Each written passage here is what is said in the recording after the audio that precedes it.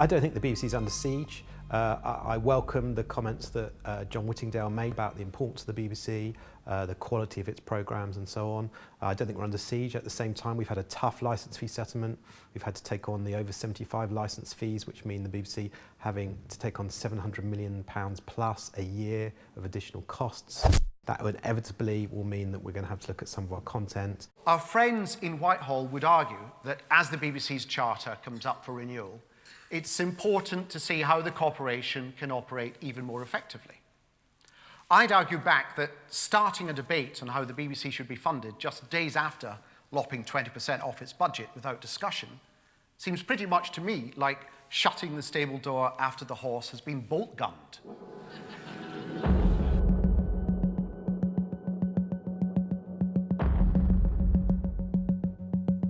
I mean, the BBC seems to be fair game at the moment. The government say it's really not their doing, but they haven't really done much to quell this sort of onslaught of criticism against not just the management, but the programmes, the costs, the licence fee, the channels, the online.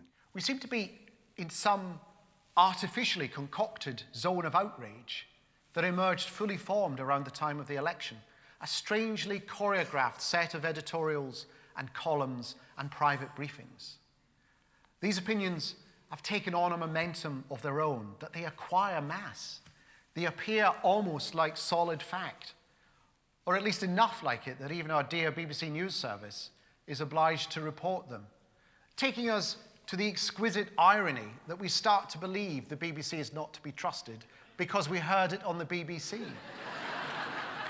The British media and communications industry is 8% of our GDP, so it's bigger than the coal and gas, the car industry put together.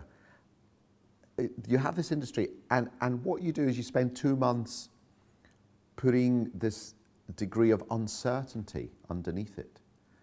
And you wouldn't do that to any other industry. It leads to a sort of lack of confidence, and it leads to people internationally wondering what the hell is going on. Where does it come from, this spooky force, bending the ear of chancellors and ministers and civil servants and asking them to cull the BBC? Let's, for the sake of argument, call this force M, for mysterious. I label these forces M for mysterious because I genuinely don't know. That's the thing. No one will tell me where this is coming from. It's clearly coming from somewhere. There's clearly been, in the last 3 or 4 months, a concerted attempt in newspaper editorials, in leaks and in briefings, and in the language in which certain ministers have spoken about the BBC, a negative attitude towards it. There's a reluctance to talk it up. Even though it's a major British industry, there's a reluctance to talk it up. There is a sort of default position of talking it down, of talking about reining it in.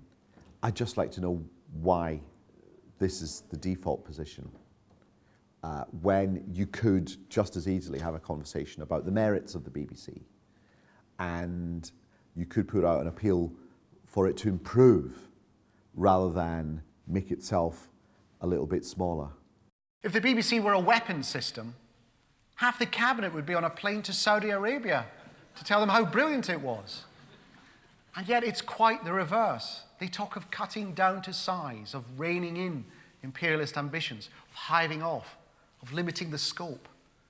And they do it with all the manic glee of a doctor, ever so reasonably urging his patient to consider the benefits of assisted suicide.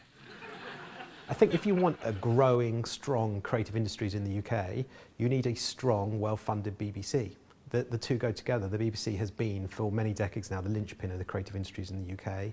If you want to employ more and more actors, producers, directors, writers, young people from runners to researchers and graphic designers and so on, you need a well-funded BBC, and we're going to try and do everything we can, despite the tough settlement, to put as much money into content as possible.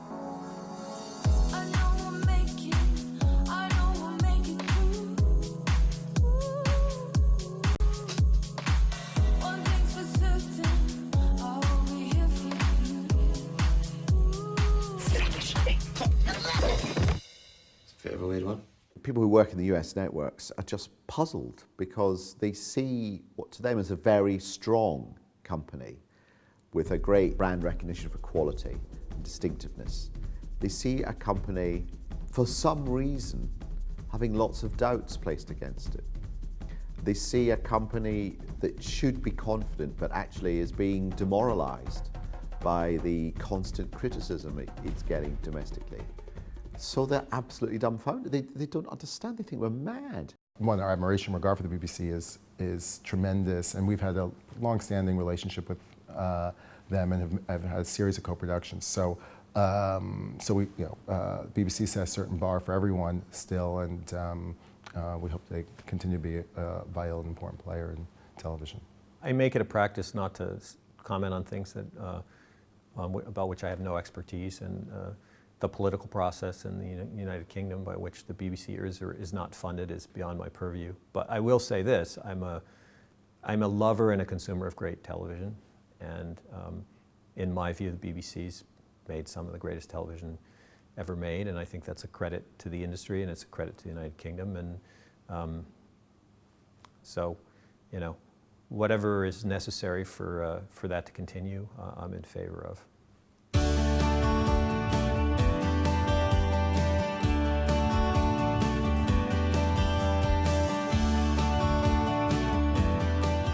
The BBC's got a really, really important role to play in creating great shows across a wide range of genres, in every genre, as it's always done. I think we should compete, we should help drive up standards, and that's good, not just for the BBC, but good for the industry overall. The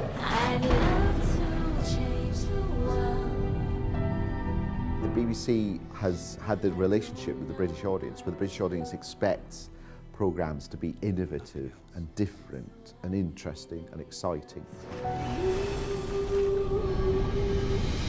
And that is what is galvanising programme makers for ITV and Channel 4 and Sky as well. So I think if you took the BBC out of that mix, you'd lose something. That formula, that sort of magic formula that makes British television so highly respected around the world, something would be lost. But of all the worlds out there, this one, Saturn's moon Titan, is unique because of that. That is an atmosphere. There is a huge variety available. Some highly authoritative and immensely entertaining prestige documentary series, Brian Cox on the solar system, and you can't ask for anything better than a natural communicator like Brian Cox, a subject so brilliantly brought to the screen like the solar system. The Natural History Unit continues to produce extraordinary images from around the world of nature and wildlife. It's March, and light returns to the high Arctic, sweeping away 4 months of darkness. I think the BBC has a fundamental role in supporting documentary filmmakers in the UK. Certainly in natural history, the BBC Natural History Unit is still by far the largest single organisation producing and presenting natural history, and really the standard that we set at the Natural History Unit is the highest standard. And without continuing investment and continuing interest from the BBC in natural history, we'd never be able to do what we do.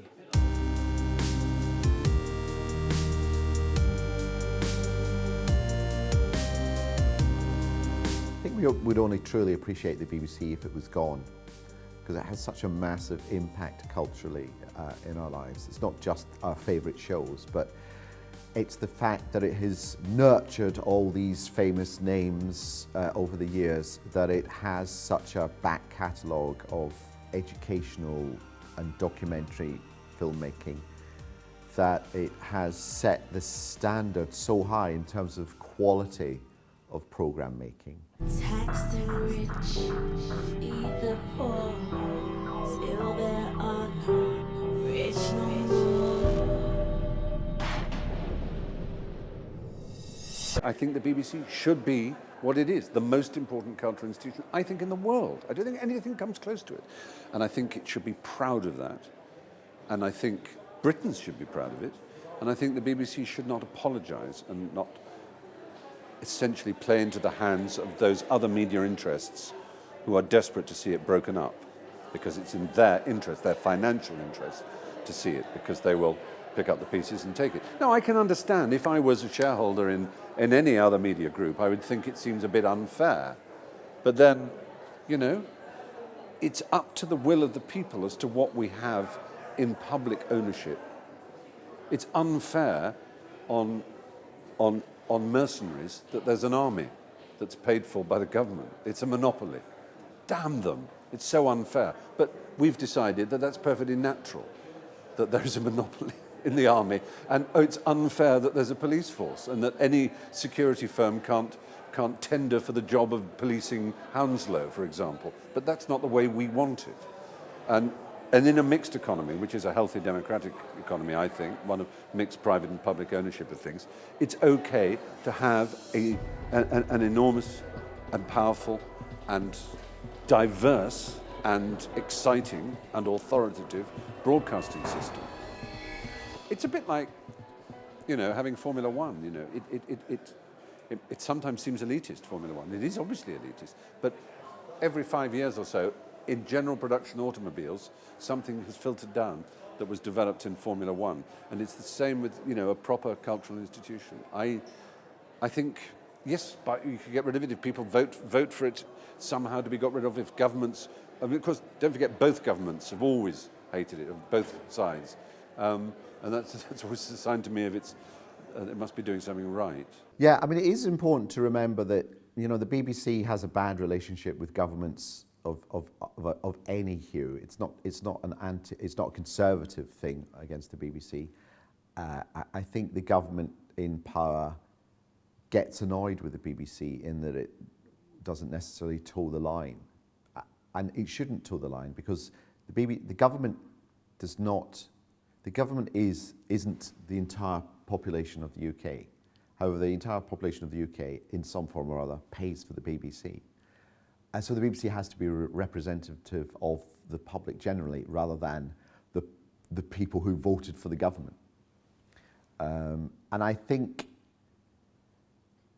given that it has this system of funding that is directly connected to the Treasury, it's in this terrible bind where it's meant to be editorially independent, and yet it is put under a subtle form of pressure from the government that's in power at the time. And on top of everything else, if we are having a proper root and branch discussion of the BBC, we should be looking also at the nature of that relationship. Is there another way?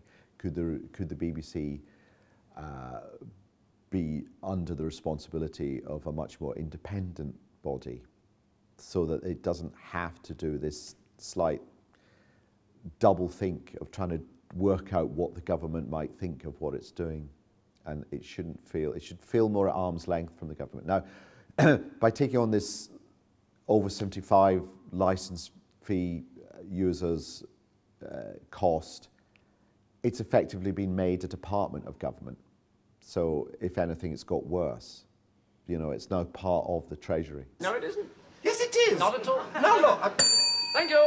I'm not saying the BBC is perfect, and I'm sure there's room for cuts. And one area I've suggested is in slimlining the decision-making process. You don't need so many layers through which a program has to go through before it gets signed off. On balance, that's not going to save that much money. If you're talking about millions that need saving, and then sometimes billions, that's fine. It will help. But I think rather than spending all your time looking at savings, are there not ways in which money can be made out of the BBC? So in 2017-18, we have a £150 million gap in BBC funding because people are buying less televisions and less people have TVs and therefore being paying the TV licence. We think a lot of those people are still consuming BBC television but on iPlayer, so that gives you a sense of the kinds of amounts of money that the BBC would lose if this iPlayer loophole wasn't closed. I think it's absolutely right that if you watch TV content on the iPlayer rather than on a big TV, you should pay for it. I don't think it's right that that should be paid for by the people who are watching on TV. Obviously, it's a non-commercial outfit, and we don't want a BBC that's full of commercial breaks, and that's fine. However, there is pressure on the licence fee. So, given that the BBC sits on this gold mine of content, why can't it be more aggressive in how it sells its programme overseas? Why can't we have subscription channels devoted to British television? Why can't we have subscriptions to be able to access the BBC's archives? The BBC has a sort of brand recognition around the world that is up there with Apple and Coca-Cola. So why can't we capitalise on that? And I think it does mean a change of culture in terms of not being embarrassed and ashamed, to be very, very commercial with how we sell BBC's content abroad, if that means that it gets money back into the UK to protect the licence fee at home. Anything we can do to finalise this debate and get the conclusions arrived at sooner rather than later, and anything that we can do to make sure the right questions are being asked, so involve people not just who are on the executive branch of television, who used to run this, but who are now chairman of that, but producers, real programme makers, people who work on a day-to-day basis on the studio floor, get them to participate in this conversation so that if the government's having a debate, it's having a proper conversation.